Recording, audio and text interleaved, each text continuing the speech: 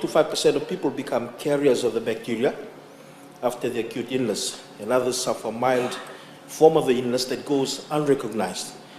And these people may become long-term carriers of the bacteria, even though they have no symptoms. And I wish to inform the August House that once that FNU, last year and the year before, we were part of a project to try and identify who these long-term carriers could be.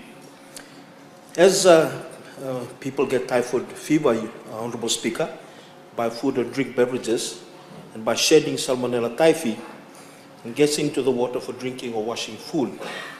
And as the Salmonella typhi is eaten or drunk, they multiply and spread in the bloodstream, and the body reacts with fever and signs and symptoms, including weakness, general discomfort, stomach pain, diarrhea, which is what we call constitutional symptoms, or symptoms that are very vague. And the only way to test for typhoid is to take samples of stool or blood tests to check for Salmonella typhi. We treat them with antibiotics, and if they see and seek medical attention quickly within a week, they can recover quickly. But if they are not able to, the incubation period is up to 2 weeks, and the duration of illness can be up to 3 to 4 weeks. And the symptoms can then worsen into chest congestion, abdominal pain, discomfort. The fever becomes constant, and about 10% of people have recurrent symptoms for about 1 or 2 weeks.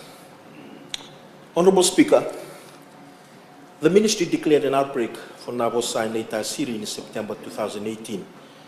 The Nabosa outbreak has since ended, while cases continue to be reported from Leyte Assyria and Namosi, but this is on a downward trend. There has been 1 death from Leyte Assyria during the outbreak.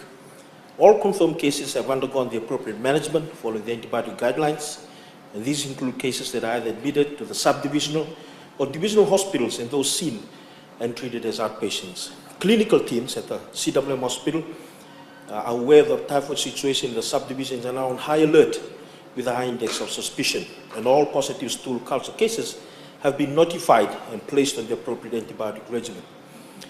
In Leyte Assyria in September 2018, Leyte Assyria has had 53 cases, 38 confirmed, 15 suspected. In Namosi, since October 2018, a total of 32 cases, 10 confirmed, and 12 suspected have been reported. The Ministry, till to date, has what is called the subdivisional outbreak response teams, or SORT, both for Leyte Assyria and Namosi, which have been working with collaboration with the Leyte Assyria Provincial Council, the Water Authority of Fiji, and also with the Provincial Administrator's Office under the Commissioner Central's Office. And these have been continuous public health awareness campaigns, and our team has been designated to screen and investigate any cases that fit the case definition for typhoid fever in the communities.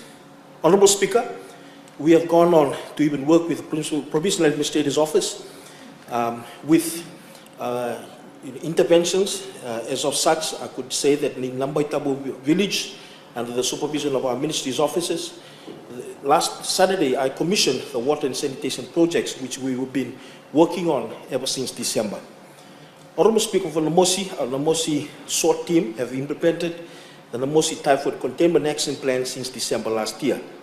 In December 2018, the Ministry of Health officials have had engaged discussions with Provincial Council and members of both Namosi and Leyte Assyria community involving the police department on strategies to strengthen public health measures to prevent the spread of typhoid fever.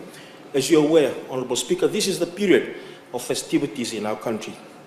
The Ministry's Namosi Task Force has been based in several of the villages, conducting public health awareness campaigns, investigating close contacts, and screening potential suspected cases. Following the recent events, whether the team have conducted premises disinfection in several villages, including evacuation centers. Honorable Speaker, while the Ministry of Health and Medical Services is trying its best to contain typhoid, dengue, and other vector-borne diseases, however, the Ministry cannot fight this alone. We need all hands on board.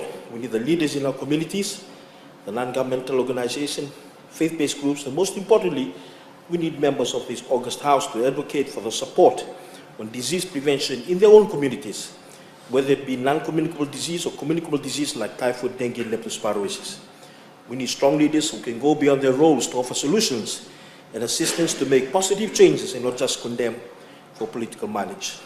With that, Honorable Speaker, I would like to emphasize on the need for collaborative effort to conquer the battle against typhoid. I appeal to all honorable members of this honorable House and the general public that we act together, act now to keep our nation clean and free not only from typhoid but also from dengue and leptospirosis.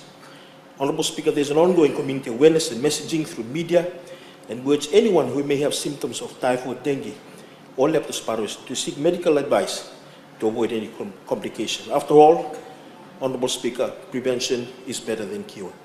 Thank you, sir.